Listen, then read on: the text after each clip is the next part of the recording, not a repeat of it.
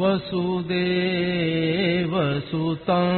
देवं कंसचाणूरमर्दनम्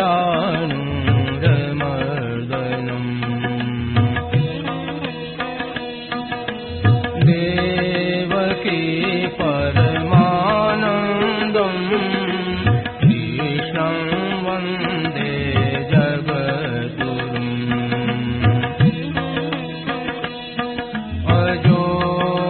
सन्नव्ययात्मा भूतानामीश्वरोऽपि सन् प्रकृतिं स्वामधिष्ठाय सम्भवाम्यात्ममायया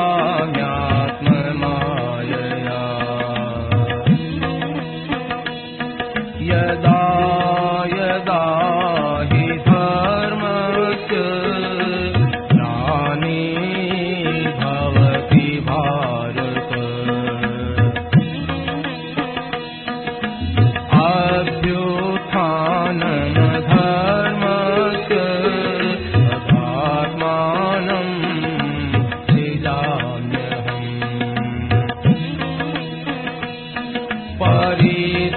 परित्राणाय साधूनां विनाशाय दुष्कृताम् धर्म संस्थापनार्थाय सम्भवामि युगे युगे जन्म कर्म च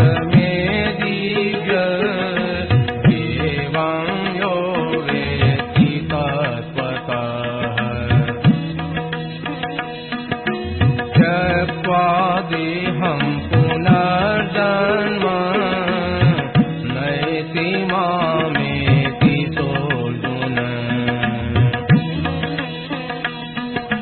वीतराग भय क्रोधा मन्मया मामुपाश्रिताः बहवो ज्ञान तपसा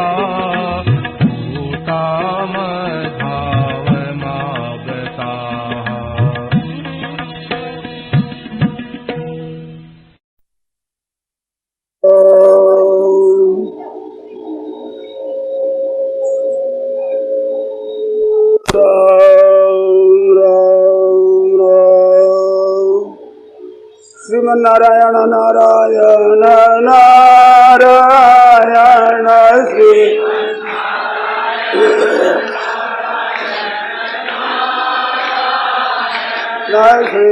श्रीमन्नारायण नारायण नारायण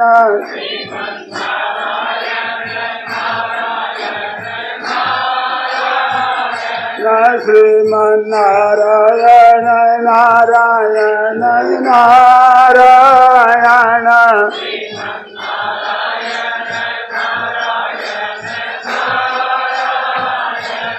श्रीमन्नारायण नारायण नारायण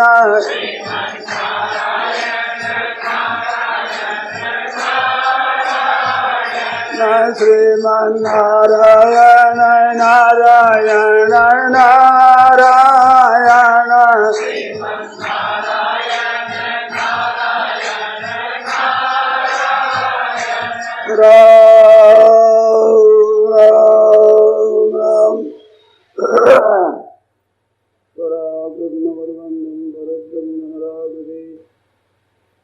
सौन्दर्यसार सर्वस्वं वन्दे नन्दात्मजं महो प्रपन्नपारिजाताय सूत्रवेत्रैकपाणये ज्ञानमुद्राय कृष्णाय गीतामृतदुहे नमः।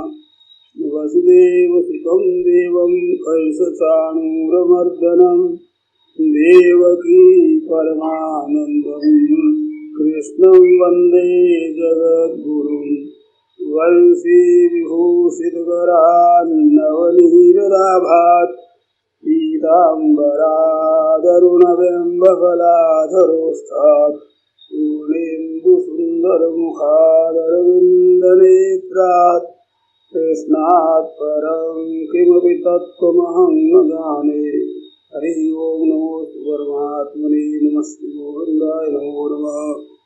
श्री गुरुचरणकमलेभ्यो नमः नमस्ते नमो नमः।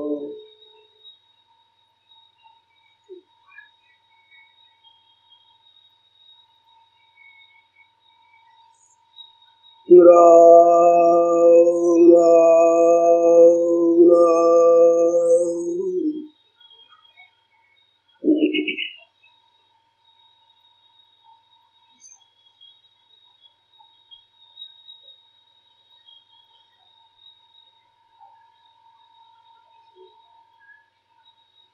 परमात्मा के स्वरूप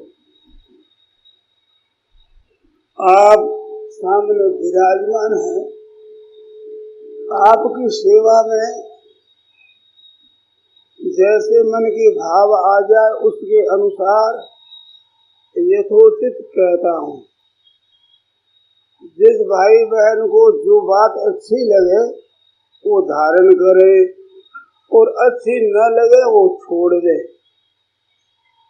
अपने भाव में सामने रखता हूँ। एक तो बड़ा भारी प्रश्न है कि चित्त में अशांति रहती है। ना धनी के है ना गरीब के है, ना किसी पदाधिकारी ऊंचे मिनिस्टर के है और ना साधारण से साधारण जिसको कोई नहीं पूछता ऐसे आदमी के है। अशांति प्राय सबके रहती है। ये सबका एक प्रश्न है। मेरी बातों की तरफ आप ध्यान दें। मैंने अच्छे संतों से बातें सुनी है, पुस्तकों में लिखी है, उसके अनुसार मैं कहता हूँ और उन बातों के अनुसार अगर अपना जीवन बनाया चाहे कोई तो बिल्कुल बन सकता है। और अपनी शक्ति न समझे तो प्रभु के चरणों में प्रार्थना करे, विनती करे, उनके शरण हो जाए। तो हम सब परमात्मा के संतान हैं। भाई बहन सब उन परमात्मा के हम बाल बच्चे हैं। तो हमारे को अगर कोई चीज नहीं देंगे तो किसको देंगे? माँ के पास में कोई भी बालक के हित की बात है, क्या माता उसको छिपा करके बचा कर रखेगी? रखेगी तो किसको देगी? ऐसे परमात्मा हमारा त्वमेव माता के पिता त्वमेव बंधु सखा त्वमेव, सब कुछ परमात्मा है। हम सच्चे हृदय से उससे मांगे तो बड़ा अच्छा है। भूल ये होती है कि अपनी अटकल से हम काम करते हैं, इससे शांति मिल जाएगी, इससे शांति मिल जाएगी, ऐसे तरह तरह के काम करते हैं और धन का सहारा लेते हैं और परिवार का सहारा लेते हैं, विद्या बुद्धि पद अधिकार का सहारा लेते हैं और के शांति हो जाएगी।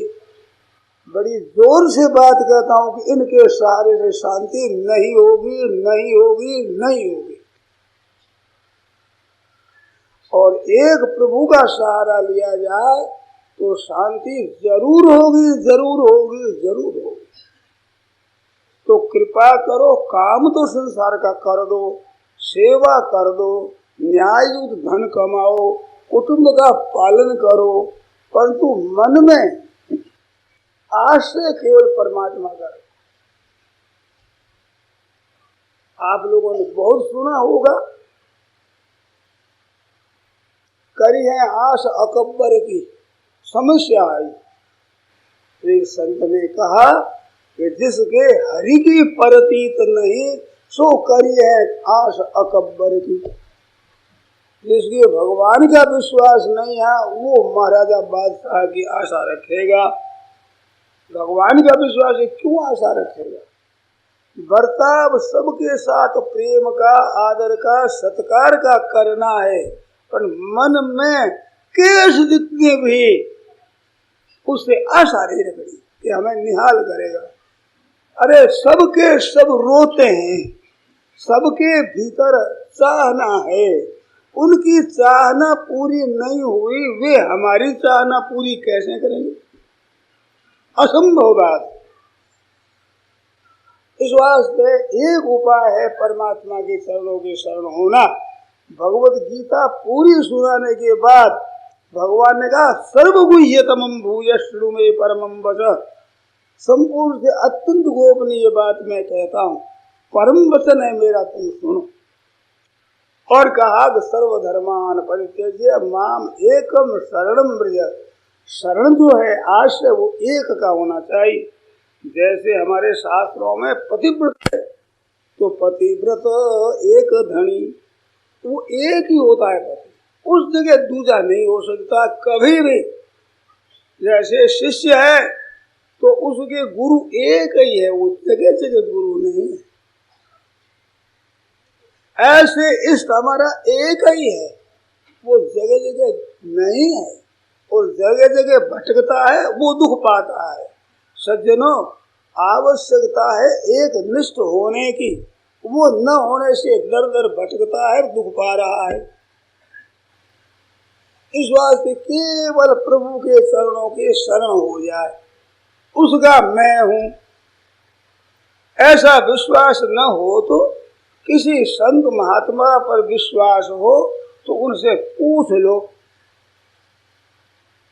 आज सुबह की सत्संग में मैंने ये बात सुनाई थी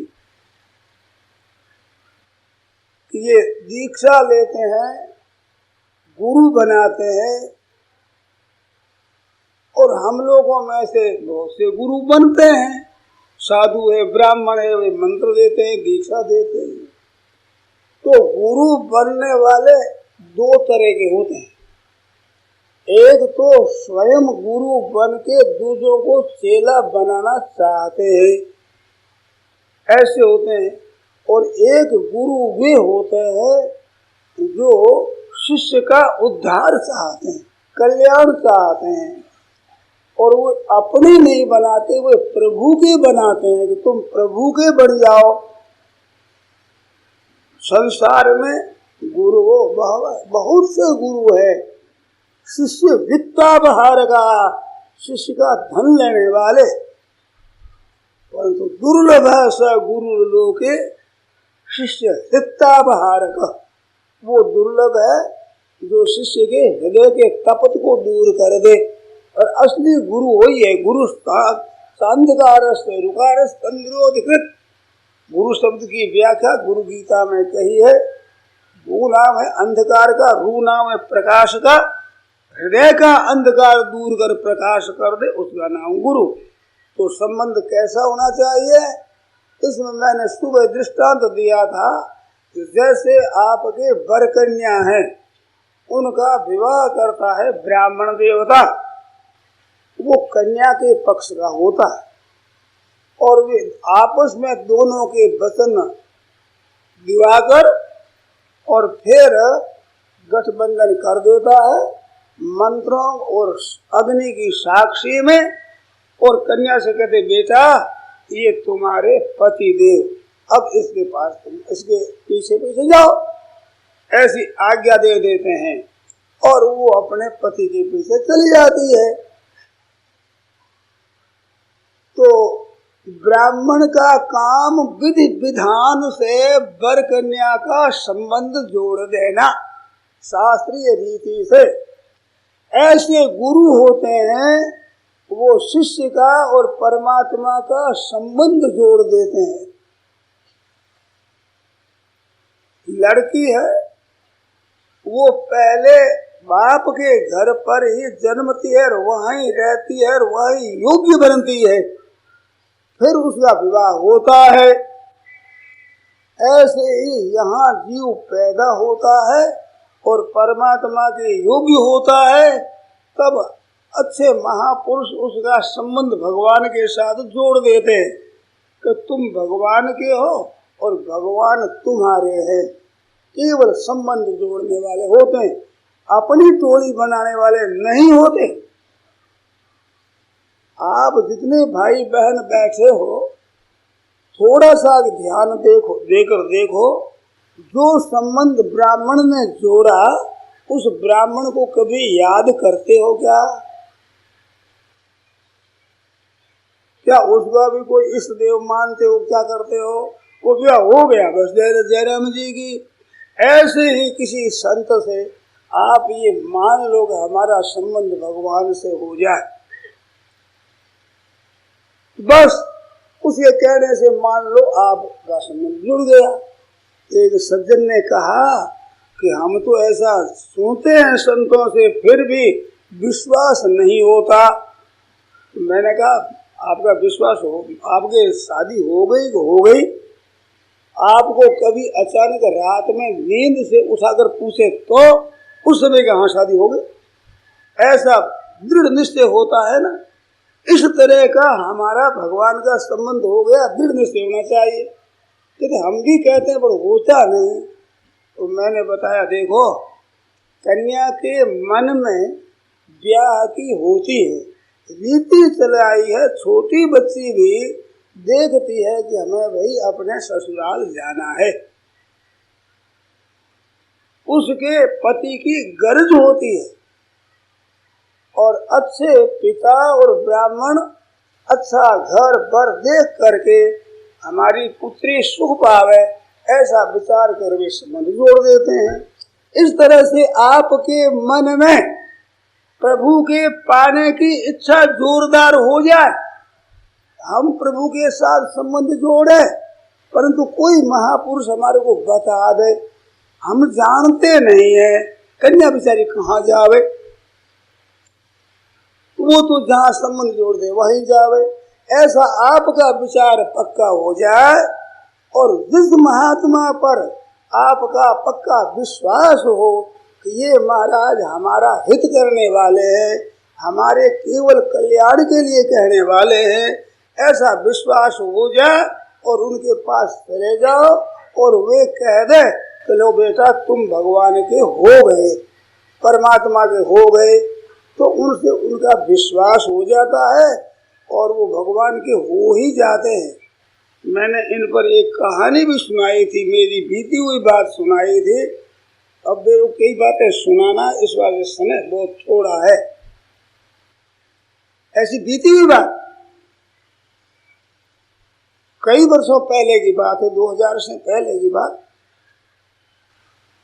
गोरखपुर में चातुर्मास रहा था, तो वहाँ सत्संग बहुत होता था, लोग बहुत आते थे। तो वहाँ एक आर्य समाज के सज्जन जो कि उपदेष्टा थे वो आते थे। सेवाराम जी उनका नाम था, बैंक में हिसाब करने वाले थे। तो वो आते रोजाना। एक दिन मैंने शाम की भगत, अभी जैसे होता है सत्संग, ऐसे सत्संग होता था, उसमें सामान्यता से कह दिया आपका विश्वास हो जाए कि आज रात में भगवान मिलेंगे तो रात में ही मिल जाए, इसमें कोई संदेह नहीं। तो उस भाई ने इस बात को पकड़ लिया और घर पर गया, फूल खरीद लिए, माला खरीद ली, चंदन घिस लिया, अगरबत्ती कर दी कि ठाकुर जी आएंगे मैं पूजा करूंगा, और अब आवे ऐसी प्रतीक्षा करता रहा। और प्रतीक्षा करते करते उसके रोमांच होना, अश्रुपात होना, प्रसन्नता होना हुआ और वायुमंडल बड़ा शांत हो गया और बड़ी दिव्य विलक्षण सुगंधि आई जो किसी धूप में अतर में नहीं थी, ऐसी सुगंधि आई। ऐसा आया पर भगवान के दर्शन तो नहीं हुए। तो सुबह मेरे को ले गए भिक्षा के लिए, घरों में भिक्षा लेकर मैं पाता था, तो ले गए। तो उसने कहा था मेरे बात पूछना है, इतना होने पर भी भगवान ने प्रत्यक्ष दर्शन क्यों नहीं दिए, इतना हो गया। तो मैंने कहा आपको ठीक विश्वास? हाँ, मेरे विचार था कि स्वामी जी ने कहा है, इस वास्ते भगवान को तो आना पड़ेगा, आएंगे। इस वास्ते मेरा विश्वास था, फिर भी भगवान तो आए नहीं। मैंने पूछा कि आपके ये विश्वास था कि भगवान जरूर आएंगे, परंतु मन में ऐसी भी शंका होती थी क्या कि इतने जल्दी भगवान कैसे आएंगे? ये तो आती थी मन में, बीच बीच में आती कि इतना जल्दी कैसे मिल जाएंगे? बड़े बड़े त्यागी तपस्वी करते हैं तब भगवान मिलते हैं, इतने जल्दी कैसे मिल जाएंगे? ऐसे बीच में आती थी रेखा, तो इसी वास्ते नहीं आई। वो रेखा अगर न हो तो भगवान आ जाते। तो आप सज्जनों से मैं बात कहता हूँ कि आप ऐसा विश्वास कर ले किसी के कहने से, तो भगवान का जीव का तो अनादिकाल से नित्य संबंध है, ये नया विवाह नहीं है। नए विवाह वाले भी वर कन्या मान लेते हैं। तो हम लोग यहाँ पैदा हुए हैं, ये हमारा पीहर है, भाई हो चाहे बहन, सब हम परमात्मा की स्त्री है। अमरापुर में सासरो और पीहर संता पास, फेरन इन जग आवसी आवसा गावे मीरादास। मीराबाई का हमारा पीहर है ये संतों की महात्माओं के पास, क्योंकि पीहर में ही कन्या योग्य बनती है, प्रभु के लायक बनता है सत्संग से, और फिर वे संत महात्मा पहुंचा देते हैं, जाओ बेटा ये तुम्हारे परमात्मा। तो स्त्री हो चाहे पुरुष हो, तो भगवान के हो जाते हैं।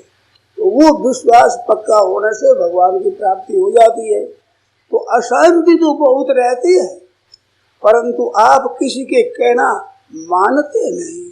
अगर मानना चाहे तो मैं आपको बात कहता हूँ, मैं अपनी योग्यता, अधिकार और बल नहीं मानता हूँ, परंतु आप विश्वास करें तो कहता हूँ कि आपका काम सिद्ध हो जाएगा।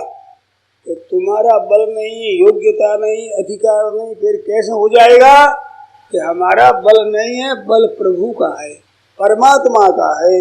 वे कहते हैं निवैवांशो जीव लोके जीव भूत सनातन। संत कैसे है कि ईश्वर अंश जीव अविनाशी। तो आप हम सबके सब उस परमात्मा के अमृत से पुत्र, हम उनके पुत्र। सब मम प्रिय सब मम उपजाए। इस वास्ते सदमो को होए जीव मोई, जब ही जन्म कोटि अग नाशे, तब ही करोड़ों अरबों जन्मों के पाप नष्ट हो जाए उसी क्षण। कारण के भगवान से विमुख होने से पाप बने हैं, और विमुखता छूटी पाप गए बेचारे, सबके सब प्रलय हो जाए।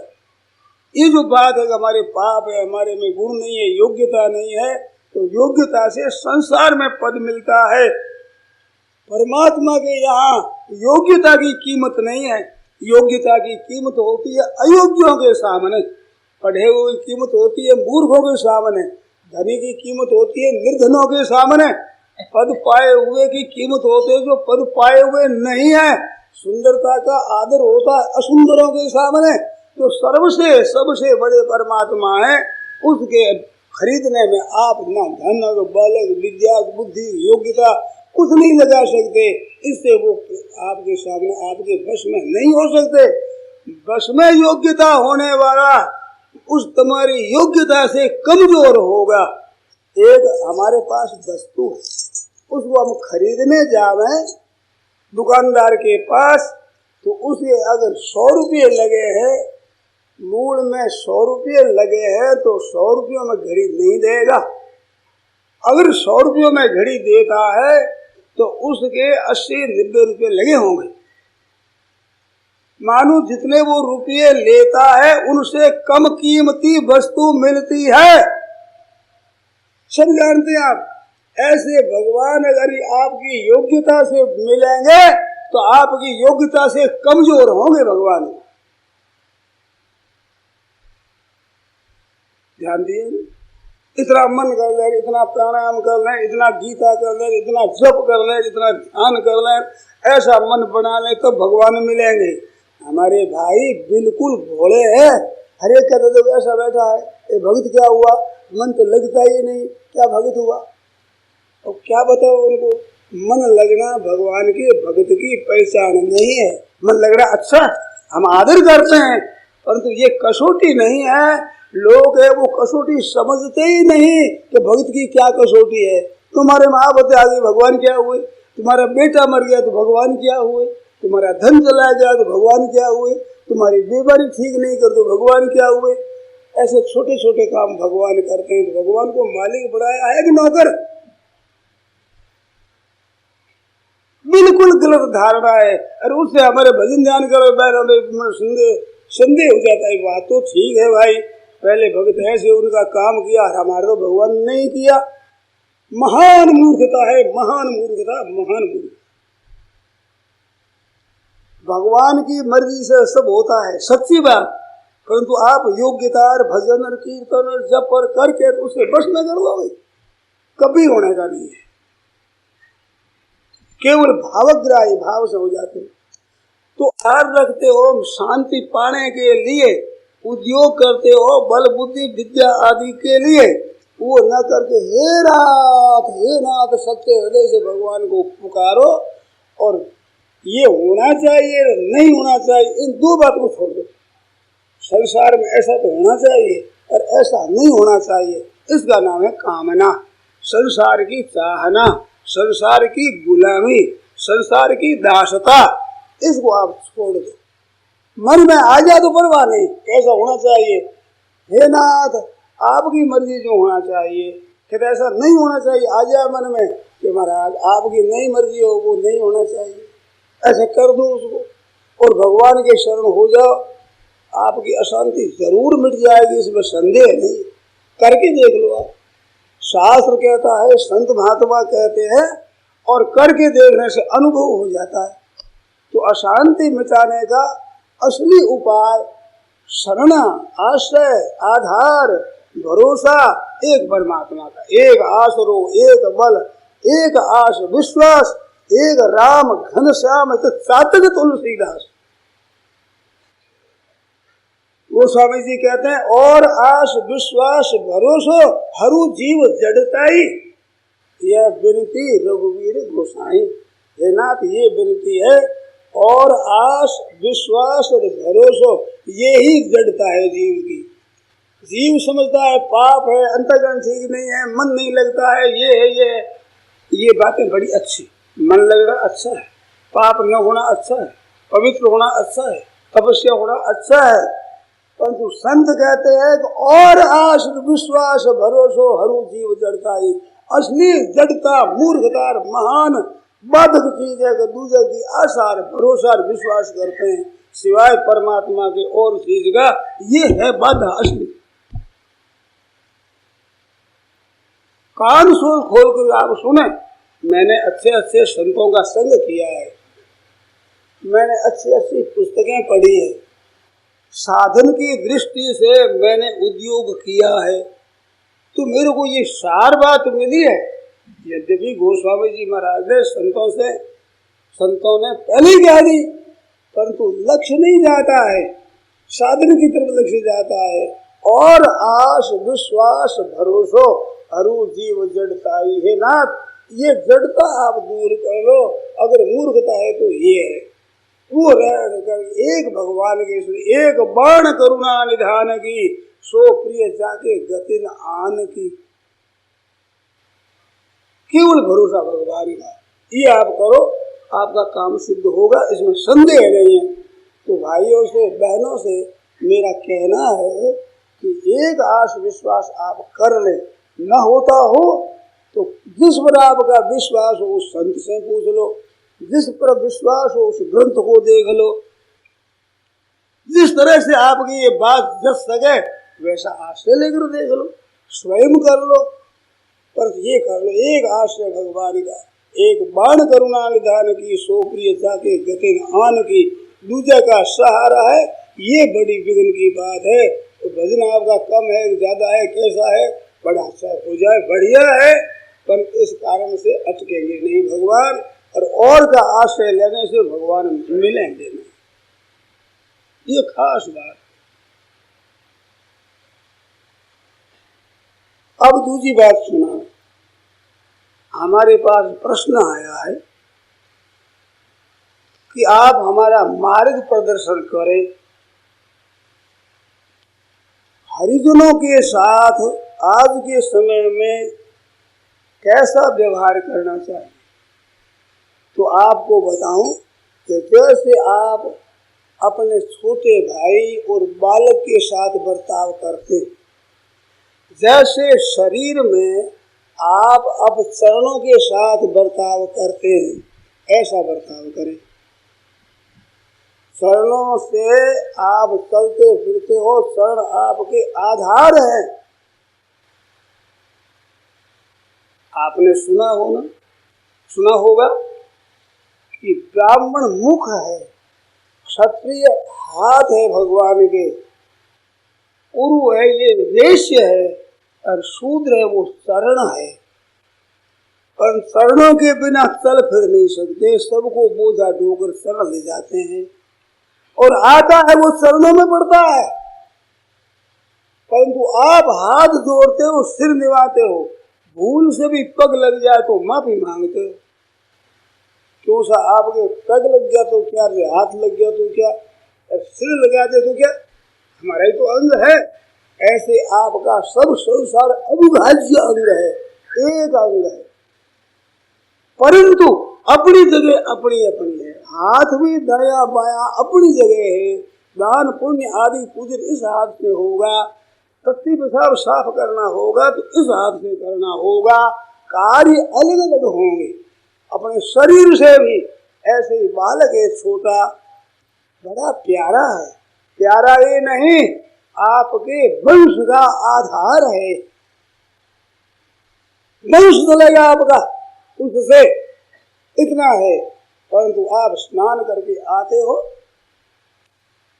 पाठ पूजन करना चाहते हो, और बालक आपके पास में आता है, आप ठीक शास्त्र की आज्ञा अनुसार करते हो, तो बेटी से कहते हो भाई को तू अलग ले ले, ये मेरे आ जाएगा। तो उससे भी अछूत बना रहा, छूते नहीं, तो क्या बालक का निरादर हो गया। हम हमारी माता है जन्म देने वाली, हमारे छोटा भाई पैदा हुआ वो सुए में है, तो उसकी सेवा हम करें, न करने वाला हो तो हम उनकी टट्टी पेशाब भी साफ कर दें, सब तरह की सेवा करें, परंतु भोजन करेंगे तो स्नान करके करेंगे। क्या वो माँ नहीं है, क्या वो पूजनीय नहीं है। हमारी माता स्त्री धर्म में है, उस समय में भी हमारी पूजनीय है, आदरणीय है, परंतु नमस्कार करेंगे तो दूर से करेंगे। माता भी कहती बेटा छूना नहीं, और माँ ना अन्न को छूती है ना आपके जल को छूती है, तो क्या उस समय में माँ हमारी निरादर की पात्र हो गई।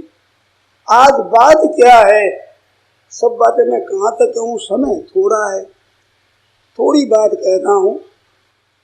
आज क्या बात है, आज असली हित की बात तो है नहीं, अभिमान की बात मुख्य है। जो अभिमान संपूर्ण आसुरी संपत्ति का कारण है। जितने अवगुण आते हैं वे सब के सब अभिमान की छाया में है।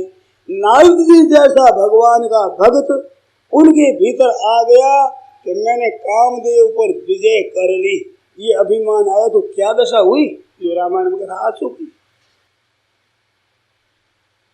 जगत मोरी उपहास कराई, गुस्सा आ गया नारद जी को, श्राप दे दिया, भगवान ने स्वीकार कर लिया।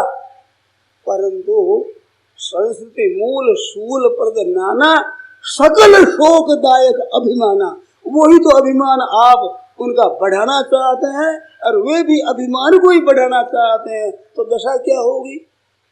ब्राह्मण कहेगा हमारा अधिकार है ऐसा मंदिरों में, तो अधिकार मांगने वाले ब्राह्मण की मुक्ति कभी नहीं होगी। अधिकार लिए बैठे रहो। और शूद्र है अथवा अंत्यज है वो कि मंदिरों में क्यों नहीं जाने दो हमें, तो तुम हमें क्यों नहीं जाने दो, और तुम्हें जाने दिया जाए तो मुक्ति तुम्हारी तो नहीं होगी, इसमें संदेह नहीं है। साधु भी हम अभिमान करेंगे हम संत है, कल्याण नहीं होगा। संस्कृति मूल शूल प्रद नाना सकल शोकदायक अभिमाना, ताते करे कृपा निधि दूरी, सेवक पर ममता अति भूरी। नीत नीत सब तर गए, राम भजन लो लीन, जाति के अभिमान से डूबे सभी कुलीन। जाति का अभिमान कर लिया। जाति क्या है? अरे पेशाब ही तो है। और क्या है जाति? और बना हुआ क्या हार्ड मांस है? और क्या बताओ, कोई बता सकता है? मेला बनाने की फैक्ट्री है, बढ़िया बढ़िया भोजन दे दो और बिस्टा बना लो, गंगा जैसा जल दे दो और पेशाब बना लो। तो टट्टी पेशाब बनाने की मशीन है, क्या है? अरे बड़ी किससे? पेशाब से। इसमें अभिमान कर दो, हम बड़े हो गए, ये अछूत है, मैं तो नीचा हो गया। कैसे नीचा हो गया? अभिमान करने के लिए आप बड़े नहीं हो, प्यार करने के लिए हो, हित करने के लिए हो। उनका हित कैसे हो? उनके घर में धन कैसे पहुंचे, अन्न कैसे पहुंचे, वस्त्र कैसे पहुंचे, उनके मकान ठीक कैसे बने, उनका हित कैसे हो, ये तो करना है व्यवहार उत्तम। और उनके बट साथ के खा ले तो साथ खाने से लाभ नहीं होगा। और उनको मदद भी क्या मिलेगी? मदद मिलेगी अभिमान की। जो अभिमान पतन करने वाला है वो उनका बढ़ेगा। इसलिए आपने क्या भला सोचा उनका? पर निरादर मत करो, अपमान मत करो। वो आ गया छाया पर दूर दूर दूर दूर दूर दूर। सबरी से ऐसा ही करते थे ऋषि। बड़े बड़े ऋषियों को छोड़कर भगवान सबरी के यहाँ गए, क्योंकि सबरी के हृदय में भक्ति थी। आज सबरी का नाम तो ले लेंगे, परंतु भक्ति है कि नहीं ये नहीं जानेंगे। वे भी हरिजन अपना अभिमान बढ़ाना चाहते हैं, आप भी उनको उकसाते हो तो उनका पतन होगा, लाभ नहीं होगा। सबरी के अभिमान नहीं था, सेवा करती थी, दूर रहती थी, परंतु सबरी सकुन मनावे मेरे घर राम आवेंगे। मतंग ऋषि ने कह दिया। मतंग ऋषि वृद्ध संत थे, वो डरती थी, कहते बेटा तुम यहाँ हमारे यहाँ आश्रम के पास यहाँ ही रहो, तुम डरो मत। नित्य संत थे, ऋषि मुनि बैर करने लगे मतंग ऋषि के साथ, किसको रख लिया। और ठाकुर जी सबसे पहले आए। इस तरह की भक्ति सिखाओ उनको तो वे पूजनीय हो जाए। एक अच्छे सज्जन थे, पढ़े लिखे, हनुमान प्रसाद जी पोद्दार। उनसे किसी ने पूछा, मेरे सामने की बात है कि महाराज साधारण वर्ण वाला आदमी नीचे वर्ण वाला भी ब्राह्मण बन सकता है क्या? तो उत्तर दिया था कि ब्राह्मण नहीं बन सकता, ब्राह्मणों का पूजनीय बन सकता है। समझे? ब्राह्मण बने तो ब्राह्मण की कन्या के साथ शादी होनी चाहिए, तो वो नहीं हो सकता, वो अपने वर्ण में ही होगी। परंतु उनका आदरणीय बन सकता है, उनके हृदय में आसन लगा सकता है वो, और नीच वर्ण वाला भी ऊंचा पद पा सकता है, पर हृदय पर अधिकार नहीं कर सकता। हृदय का अधिकार वही करेगा जो हृदय से ऊंचा होगा। तो सज्जनों, अपने आपस में भी और हरिजनों को भी हृदय से ऊंचा बनाओ, इसमें हम बिल्कुल सहमत हैं। अभी बीकानेर में काम पड़ा तो मेरे पास समाचार है, हरिजन भी चाहते हैं कि हमारे को बातें मिले, तो आओ थोड़े, यहाँ कोई मना है ही नहीं कि हमारे वहाँ आवे। तो भाई तुम बुलाओ तो आज हम। तो उन्होंने बुलाया और मैं गया, महाराज भी साथ में थे, उन्होंने व्याख्यान दिया। भैया मदिरा आदि मलिन चीजों को तो छोड़ो,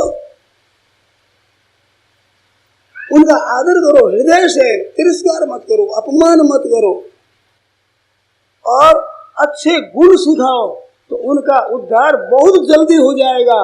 क्योंकि ये जाति का अभिमान आप में हमारे में धसा है जैसा नहीं, इस वास्ते उनका जल्दी कल्याण हो सकता है।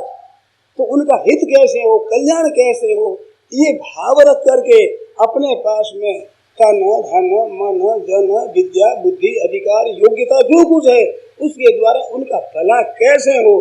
ते प्राप्नुवन्ति मामेव सर्वभूत हिते रताः। प्राणी मात्र के हित में जिनकी रति है उनको परमात्मा की प्राप्ति होती है। तो उनके हित की बात सोचो, हित की बात ही सिखाओ, अभिमान मत बढ़ाओ। अभिमान की फूंक बढ़ाने से क्या है, मेरी बीती हुई बातें हैं, कई मैंने देखी है। 95 की 94 की बात होगी, 90 के बाद सम्मत विक्रम संबंध 90 की बाद की बात है।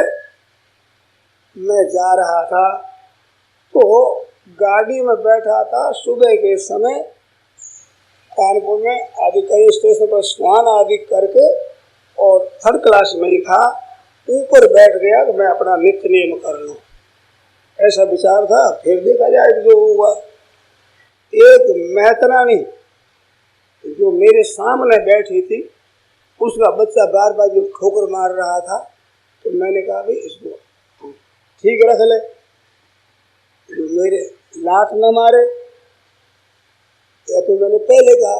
और स्नान करके ऊपर जाकर बैठा तो वो उठ जाती हुई मेरे यूं हाथ करके गई। क्या चीज है ये अभिमान है कि ये ऊंचे और हमारा तिरस्कार करते।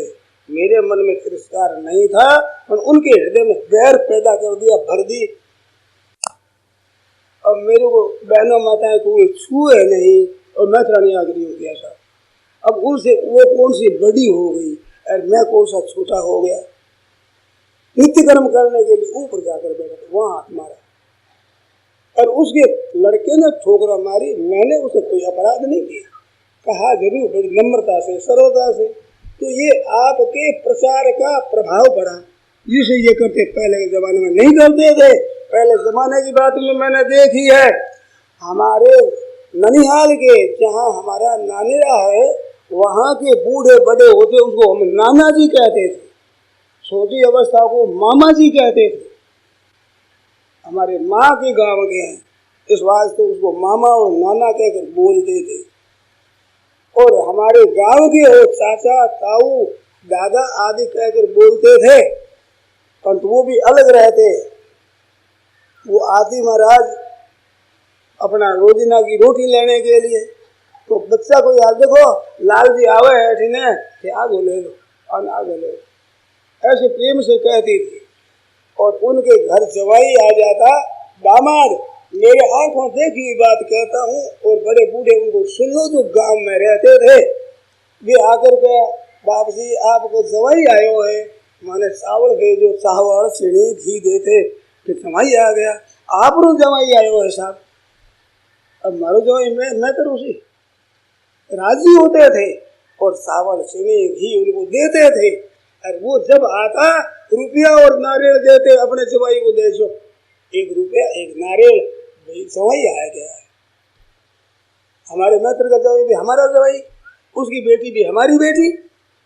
ऐसा प्यार का बर्ताव मेरे आंखों से देखा हुआ है। अब द्वेष हो रहा है, क्यों हो रहा है कि हृदय से तो आप आदर करते नहीं, ऊपर से जाकर के उनके घर का खा लेते हो, त्रास किया ऐसा तो नुकसान किया, फायदा क्या किया। उनके हृदय में सरलता नम्रता ये समता आप पैदा करो, तो आप भी अभिमान कर रहे हो। आप किसी को जानते नहीं, घृणा करना दोष है। आप ब्राह्मणों से घृणा करते हो, शास्त्रों से घृणा करते हो, साधुओं से घृणा करते हो कि इन लोगों ने इनको नीचा दलित किया है, इस वास्ते ये कोई काम के नहीं। तो शास्त्रों से वेदों से घृणा करते हो, ये ठीक है क्या? कलयुग का वर्णन आते ही सबसे पहले क्या आएगा उत्तरकांड में, आप देखना जहाँ कलयुग का कागभूषुंडी वर्णन करते हैं वहाँ पहले ही पहले कहते वर्ण धर्म नहीं आश्रमचारी श्रुति विरोध रत सब नर नारी। वर्ण धर्म आश्रम धर्म नहीं मानेंगे और वेदों का विरोध करेंगे, ये कलयुग की चीज है। आज शास्त्रों को हम नहीं मानते, पुराणों को हम नहीं मानते, परलोक को हम नहीं मानते, धर्म को नहीं मानते। मैं कहता हूँ ऐसे आदमी उसको दंडवत करनी चाहिए, नमस्कार करना चाहिए लंबा पढ़ करके। कहते क्यों कि हमारे पर बड़ी कृपा कर दी आपने। हमारे पुस्तकों में आता है कि करुण कलयुग आएगा तब ये धर्म को नहीं मानेंगे, शास्त्रों को नहीं मानेंगे। तो हमारे शास्त्रों की बात एकदम सच्ची है। आप भी बान की देखते हो कि नहीं, बोरे के बोरे भरे हुए हैं, दाल कैसी है? हाँ ठीक है, नमूना पता लगता है कि नहीं?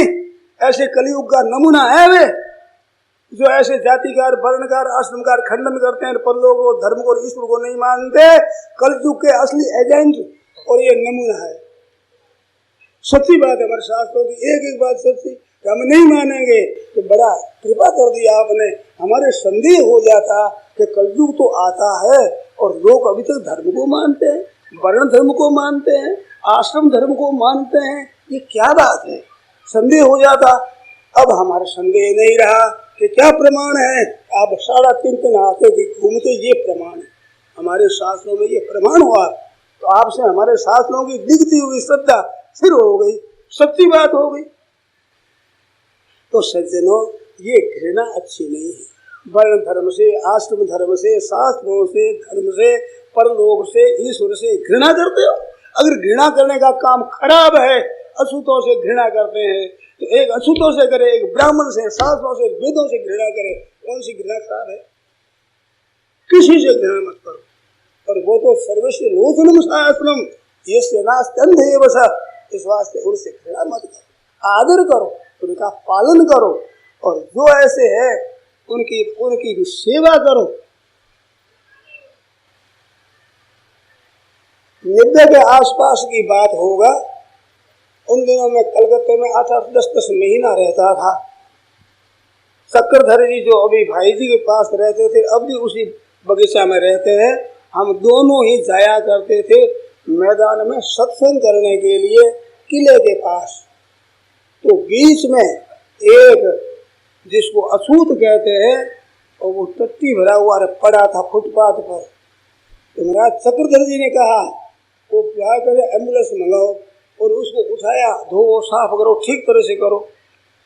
बताओ, हम लोग तो से साधु, उस समय अगर साफ करे तो पाप नहीं। मैं कहता हूँ ब्राह्मण है, पंडित है, और अछूत भी मेले में भरा हुआ है, बीमार है, उसकी सेवा करो, तो उसमें पतन नहीं होता।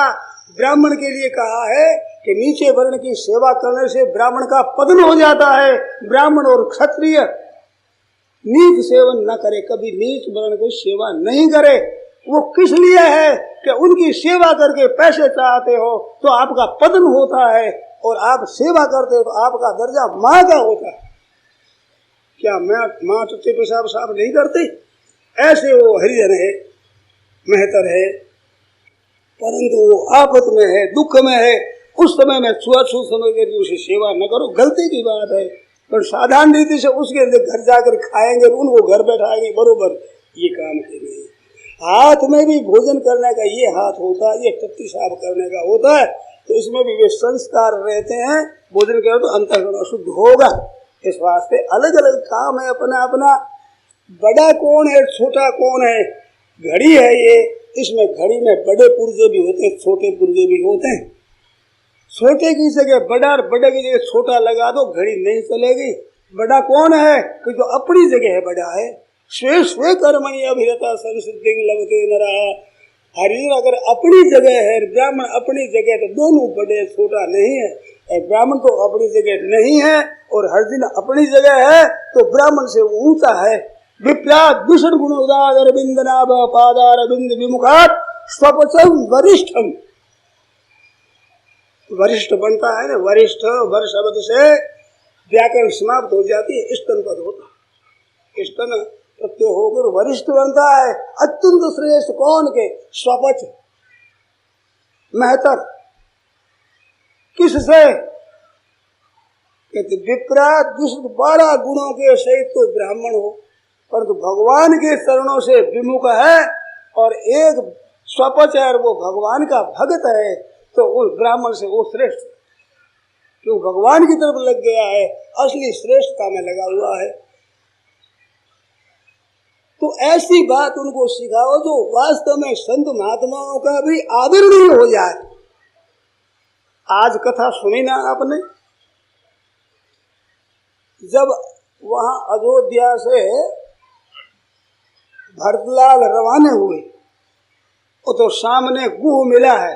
पहले तो वहम हुआ कि लड़ने के लिए जाते हैं, फिर बीन पीन पाथीन पुराना भरी भरी भार कहारन आना वो दिया, वो भेंट लगाई, वो परीक्षा के लिए कि इसका कैसा हृदय है भरत जी का, भेंट करी। इसके बाद में ठीक समझा तो भरत जी महाराज वो हाथ से हाथ मिलाए हुए चलते, उसने दूर से वशिष्ठ जी को प्रणाम किया।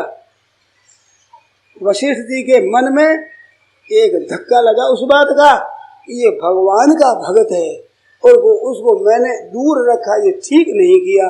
आप रामायण तो पाठ कर आए हो, फिर देख लेना वह क्या प्रसंग है।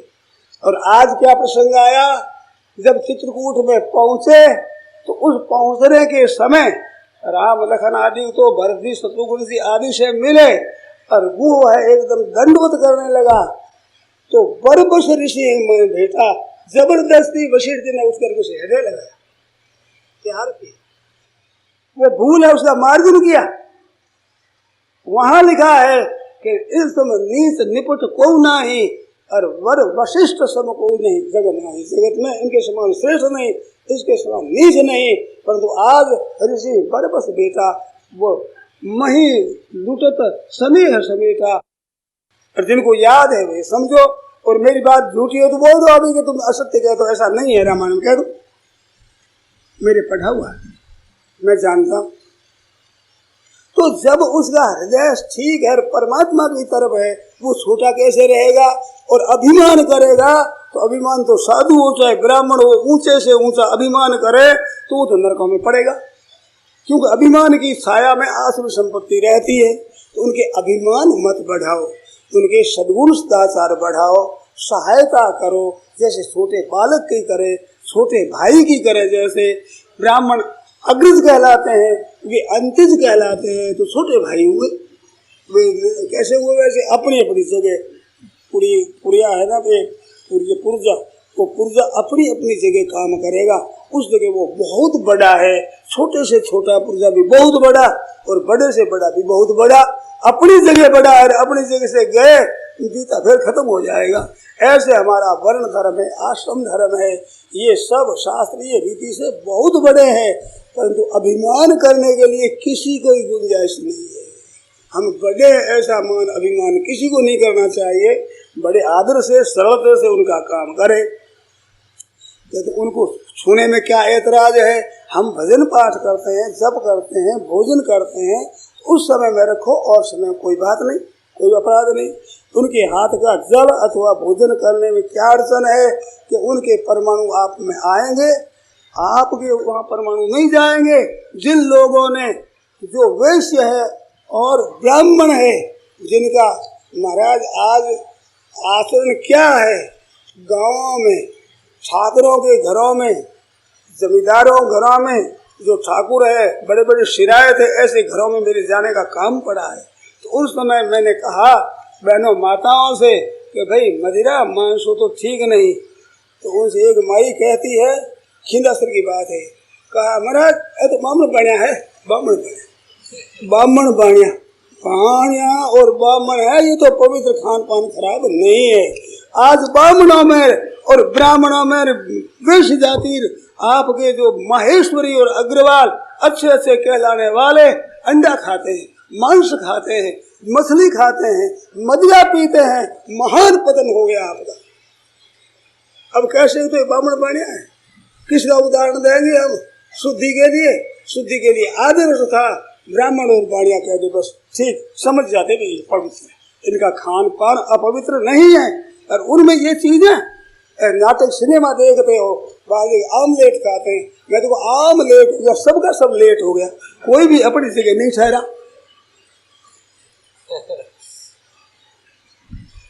अन्नों का रस का चीलरा बनाते उसको आमलेट कहते। ऐसी ऐसी दशा हो रही है, इसकी तरफ तो विचार ही नहीं करते। हरिजनों के साथ क्या विचार करें, हमारा तो विचार आपके साथ करने का होता है कि आपकी दशा क्या हो रही है, क्या होगी। आपके मन में धन का महत्व बढ़ा हुआ है। अब वो कहता हूँ, उसको लोग चिढ़ते हैं कि स्वामी धन की निंदा करते हैं। धन की निंदा नहीं करता हूँ, अभिमान की निंदा करता हूँ, जो कि आपको नरकों में ले जाने वाला है। धन की निंदा नहीं है। कहते ये भी तो कहते हैं गायों की सेवा करो, तो धन बिना कैसे होगी।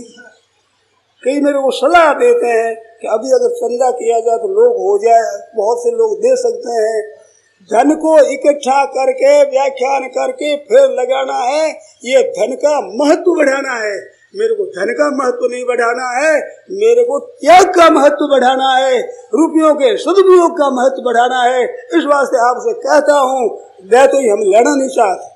अभी कोई है मैं 10,000 20,000 देता हूँ तो हर एक आदमी के हाँ मैं नहीं भरता कि तुम रुपये दो, अगर रुपयों की हाँ भरूं तो मेरी दशाई वही होगी, और आपके भीतर यही होगा कि रुपयों की गर्ज सबको रहती है, रुपयों के सब गुलाम हैं। जहाँ हम रुपये लेकर दूसरों को भी दे देंगे तो भी आपके मन में होगा रुपयों से काम चलता, रुपयों पर काम नहीं चलता। तो मेरे को ये बात सुहाती नहीं, सम्मति देते कहीं ऐसा करो तो रुपया बहुत हो जाए, ऐसा करो तो हो जाए। मेरा ध्येय नहीं रुपया इकट्ठा करने का, मेरा कहने का आप सेठ करो, सेठ जिन रुपयों के पीछे कमाने में ही पड़ा हो तो लगाने का तो काम करो। जाओ स्वयं गायों को देखो, गरीबों को देखो और अपने हाथों से सेवा करो, अपने रुपयों से सेवा करो, बड़ा भारी पुण्य होगा। वो रुपया देने से नहीं होगा। केवल रुपया दे दिया जोर क्या है आपको, वो सेवा नहीं है।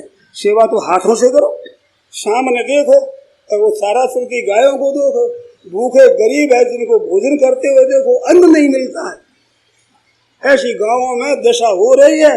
राजकीय प्रबंध है कहीं कहीं, बिल्कुल बेचारे अंधे हैं, लूले लंगड़े हैं और बीमार है, घर में कोई कमाने वाला नहीं है, तो राज की तरफ से रुपया मिलता है और सहायता होती है। और हमारे सज्जन यहाँ दो आए हुए हैं, वे चाचा गाँव के बीच में और फिर करके देखा है और वहाँ अन्न की बोरियां रख दी है और वहाँ दो चार के इकट्ठा कर कह दिया कि नाम जब कराओ और इनको अन्न दो, जितना रोटी मिले रोटी दे, अन्न दो। ऐसा प्रबंध आपने किया। आपके माहेश्वरों की दो भाई यहाँ आए हुए हैं जो कि ट्रकों भर भर करके ले जाते गाँवों में और काम करते थे।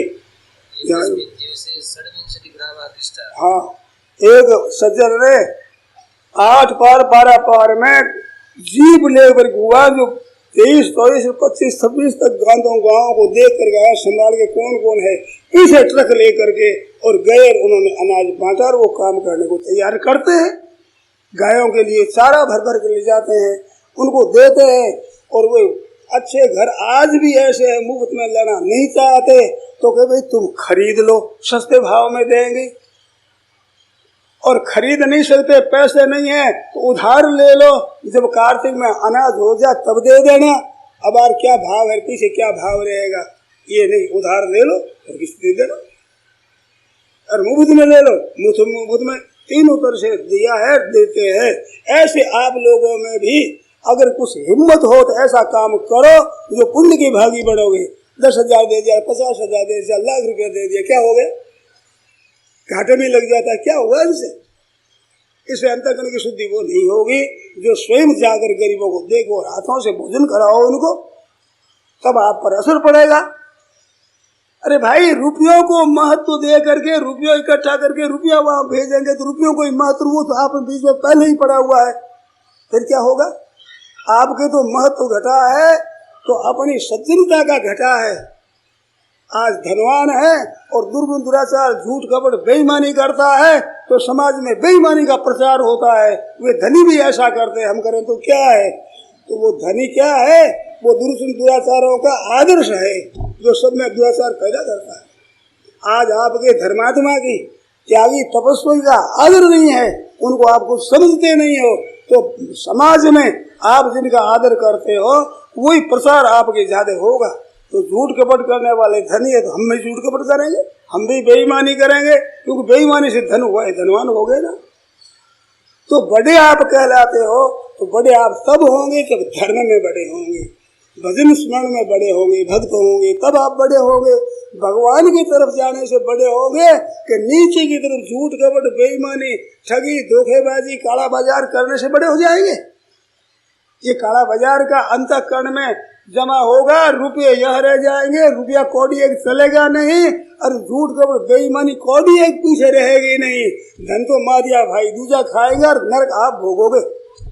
और वो चतुर कहलाते हैं, साहब ने इतना रुपया पैदा कर लिया। लोग भी कहते हैं देखो साधारण आदमी था लखपति बढ़ गया, वाह वाह उसने बहुत अच्छा काम किया। क्या किया, रुपया कहाँ संग्रह हुआ और पाप का संग्रह कहाँ हुआ है पता है, पर सोचते ही नहीं। ये बातें आपके सोचने की है, समझने की है। और हर के साथ अच्छा आत्मीयता का बर्ताव करो, प्रेम का बर्ताव करो, स्नेह हृदय में रखो। आप उसके बैठने उठने में कहाँ तक बुराई है, बुराई तक उनके कुसंग से है, उनके खान पान से है, मैंने देखा है अग्रवाल और वे माहेश्वरी समाज में जो कांदा लहसुन तो मामूली चीज हो गई है, मदिरा पीने लगे नियम से। ऐसे कुछ कुछ व्यक्तियों को जानता हूँ जिसमें ये ज्यादा आया। धनी आदमियों के भीतर अधिक धन है, उनके बीच में महान दुराचार आ रहा है। धनियों के वहाँ काम पड़ा तो पूरा कट के बाहर पड़ा है, उसमें अंडों के छिलके मैंने खुद आंखों से देखे। अग्रवाल अच्छे जन आदमी धनी और नियम से मदिरा पीते हैं, ऐसे आदमियों की सुनी है। उनके पास मुनीम रहते, उनकी बात सुनी है कि ऐसे मदिरा रोज न पीते।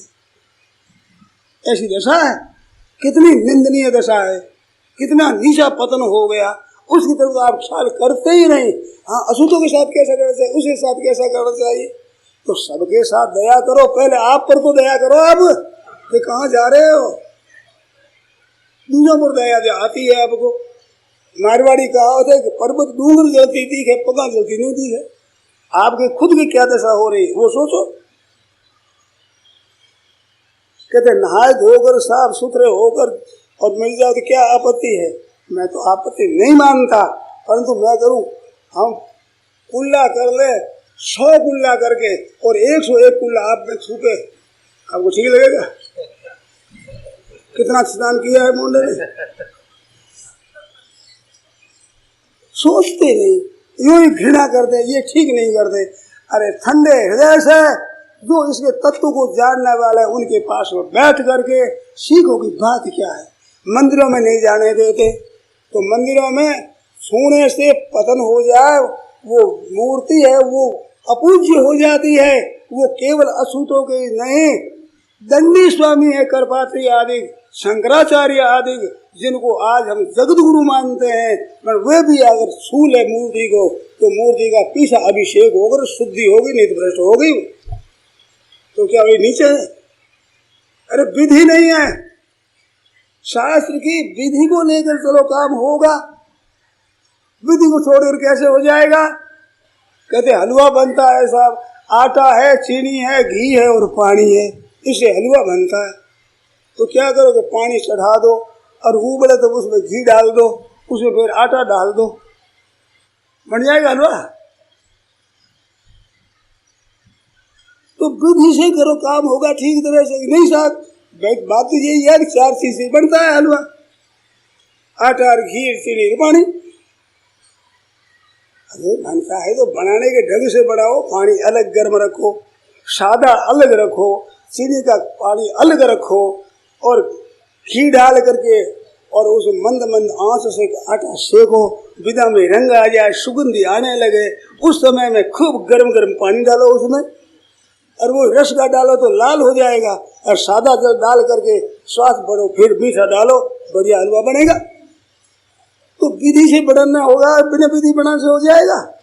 तो इस वजह से थोड़ी छोटी बातों में भी आप ठीक करोगे, आंसू लाओगे महाराज, तो ऐसे करने से होगा। तो इस वजह से शास्त्र क्या कहता, तस्मात् शास्त्रम प्रमाणन्ते कार्या कार्य व्यवस्थितो, कर्तव्य कर्तव्य की व्यवस्था में शास्त्र प्रमाण है, उसके अनुसार आप काम करो तो कितना ठीक होगा। और मन माने ढंग से काम करोगे तो आप मन से राजी भले ही हो जाओ, धर्म का अनुष्ठान नहीं होगा, परमात्मा की प्राप्ति नहीं होगी।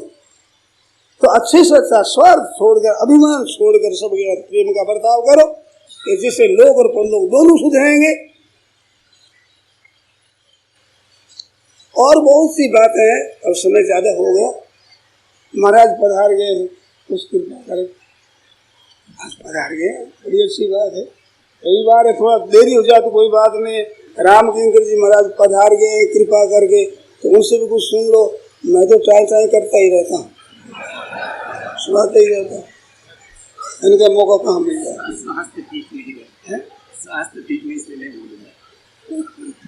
बीच में न उठे तो भगवान नाम का अपराध होता है। इस वास्ते कीर्तन सुने और करे, पीछे आप सब जाएंगे। साथियों का दर्शन करो, फिर पधारो। सीताराम ने भजी मेला हो लीजिए रे, सीताराम ने भजी मेला हो लीजिए। ओह मुख राम कृष्ण कीजिए रे, मुख राम कृष्ण कीजिए।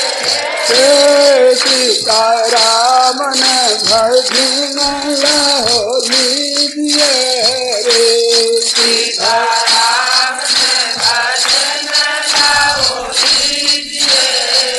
ओ मुख राम कृष्ण कीजिए रे, मुख राम कृष्ण कीजिए।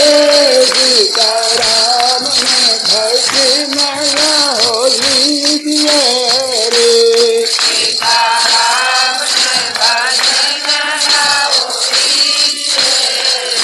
ओ मुख राम कृष्ण कीजिए रे, मुख राम कृष्ण कीजिए। सीताराम ने भजी मेला हो लीजिए रे, सीताराम ने भजी मेला हो लीजिए। मुख राम कृष्ण कीजिए रे, मुख राम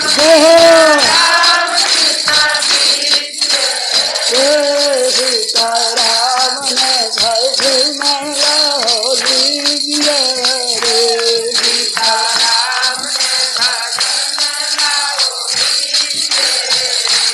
मुख राम कृष्ण कीजिए रे, मुख राम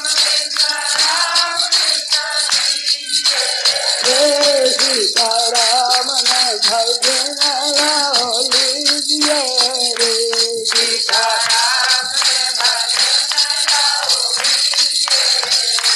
मुख राम कृष्ण कीजिए रे, मुख राम सीताराम ने भजी मेला लीजिए रे, सीताराम ने भजी मेला हो लीजिए। मुख राम कृष्ण कीजिए रे, मुख राम कीजिए रे, सीताराम ने भजी मेला हो लीजिए रे, सीताराम ने भजी मेला हो लीजिए। ओ मुख राम कृष्ण कीजिए रे, मुख राम सीताराम ने भजी मेला हो लीजिए रे, सीताराम ने भजी मेला हो लीजिए। मुख राम कृष्ण कीजिए रे, मुख राम सीताराम ने भजी मेला हो लीजिए रे, सीताराम ने भजी मेला हो लीजिए। ओ मुख राम कृष्ण कीजिए रे, मुख राम सीताराम ने भजी मेला हो लीजिए रे, सीताराम ने भजी मेला हो लीजिए। मुख राम कृष्ण कीजिए रे, मुख राम सीताराम ने भजी मेला हो लीजिए रे,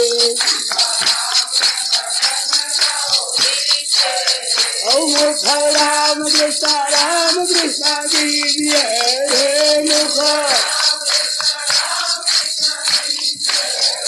सीताराम ने भजी मेला हो लीजिए रे, सीताराम ने भजी मेला हो लीजिए। मुख राम कृष्ण कीजिए रे, मुख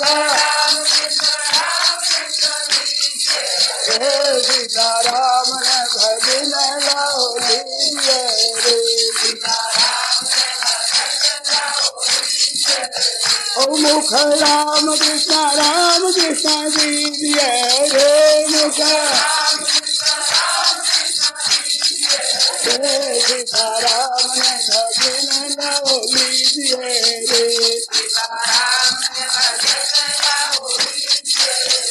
मुख राम कृष्ण दीजिए रे सीताराम ने भजन गाओ लीजिए रे सीता मुख राम कृष्ण दीजिए रे मुख सीताराम ने भजन गाओ लीजिए रे